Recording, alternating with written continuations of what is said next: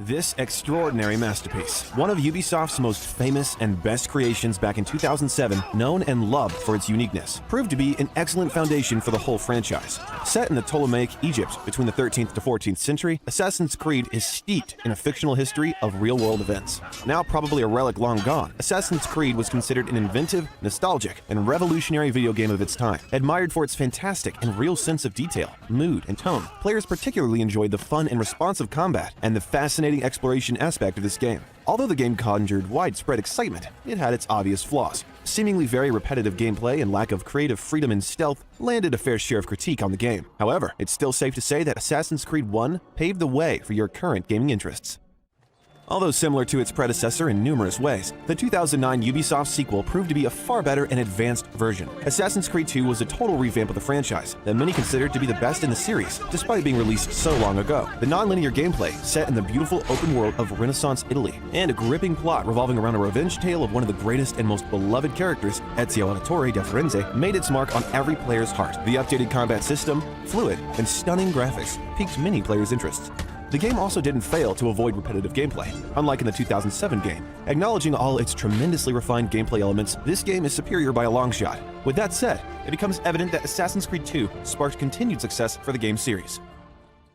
A continuation of the second game, Brotherhood returns gamers to Ezio's virtual body yet again to resume their series of adventures. An excellent gameplay mechanic, sharper enemy AI, and a vast and expansive single-player map that immerses you in the beauty of 15th century Rome were some of the fantastic features of the sequel. The package doesn't end here. Stunning and upgraded graphics and the new and refreshing multiplayer element, allowing gamers to build their Brotherhoods and recruit assassins, were big surprises for the players. However, Brotherhood didn't entirely stick to its popularly acclaimed title. Baffling cinematic camera effects, lacking in storytelling, and failing in developing a more sweeping narrative seeded mixed feelings about the game and players. Regardless, many fans loved and enjoyed the game, and agree that it carried on Ubisoft's striking winning streak.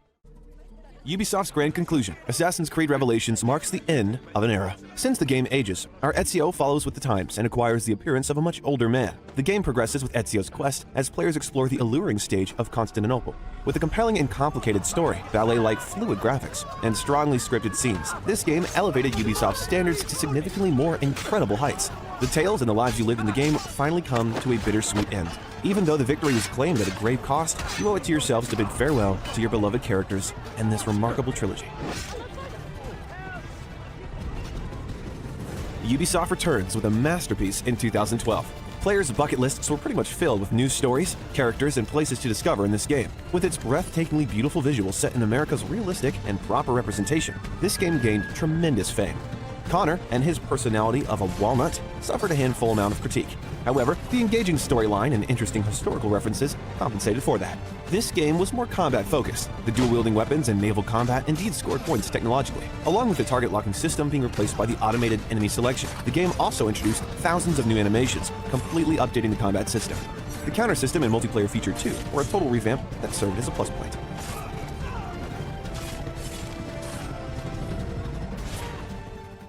A full-blown counterpart to Assassin's Creed 3, Assassin's Creed Liberation arrived just in time for the 2012 holidays. An impressive showcase, suppressed with Ubisoft's outrageous ambitions, Assassin's Creed Liberation puts players in the shoes of Eveline de Grandpré, the first ever female playable assassin in the series, living a rebellious life against the Spanish oppressors in the New Orleans city. Although set in the time of upheaval, similar to its forerunner, Liberation brings with it a few notable differences as it transverses through a more natural environment this time. The game complements Assassin's Creed 3 somehow, as it aims for nearly identical interfaces and moving schemes. Ubisoft boasts allowing players to roam around Aveline's open world actively. However, with a seemingly never-ending list of quests and a story full of unpredictable twists, many players were left baffled by the game's plot. Still, the game's breathtaking visuals indeed keep you motivated to go through it all. Another innovative sequel by Ubisoft, Assassin's Creed 4 took a wiser path towards improving this time. Freedom and fun were widely emphasized. In a seamless open world through the ship-based exploration of the sea, you get to experience the game's richness as a pirate, rather than an assassin. It's no exaggeration to say that this part of the game completely turned the series on its head. The daring, powerful, and fearless protagonist, Edward Kenway, undeniably made the game even better with his presence. The massive open-world gameplay, stunning graphics, and incredibly interesting naval exploration aspects of the game were widely praised by many critics and served as the root of its popular reception. With an equally intense and pulling storyline as the other parts, Black Flag overwhelmingly keeps you occupied.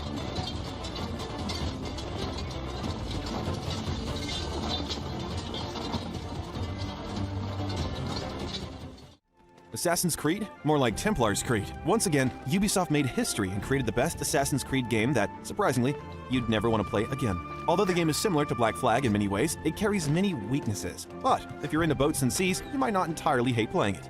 Apart from the game mechanics and setting, one of the game's somewhat strong point is its central character, Shay Patrick Cormac, a cold-blooded killer who, in short, turns rogue. Since the game's main plot is not at all engaging, the story-driven side quests are a lot better.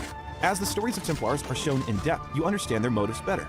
If you want more of Black Flag and are a devoted fan of the series, Rogue is right up your alley, as it is extra thick on information. However, apart from that, the lacking elements in Rogue do not move the franchise forward.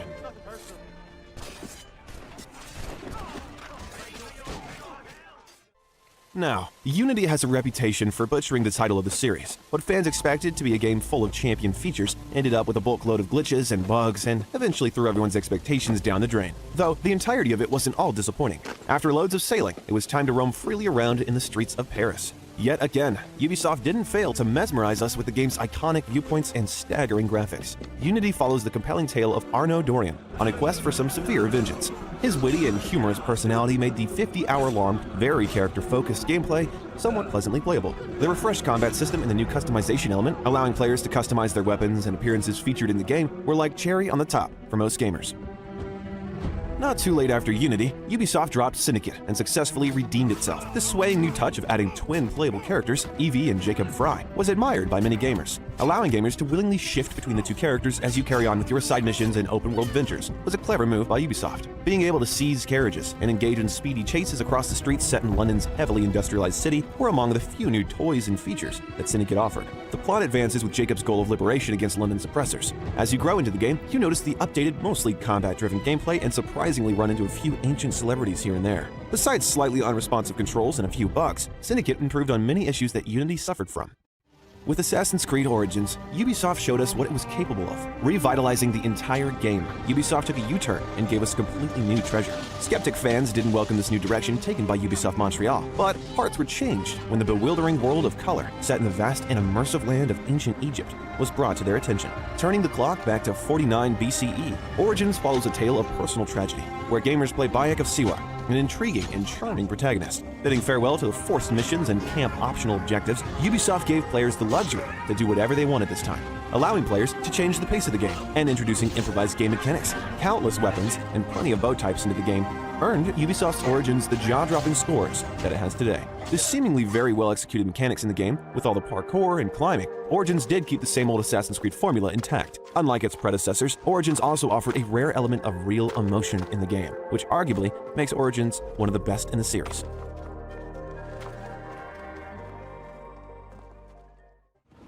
Ubisoft wasn't playing when they labeled this game an Odyssey. Assassin's Creed Odyssey practically propped the whole franchise to the throne it deserves. This epic action roleplay game is set in a vast and very detailed open world of Greece on a scale that we rarely see, that takes exploration to a whole new level. For the first time in Assassin's Creed history, the players are given the privilege of choosing whether to play as Alexios or Cassandra.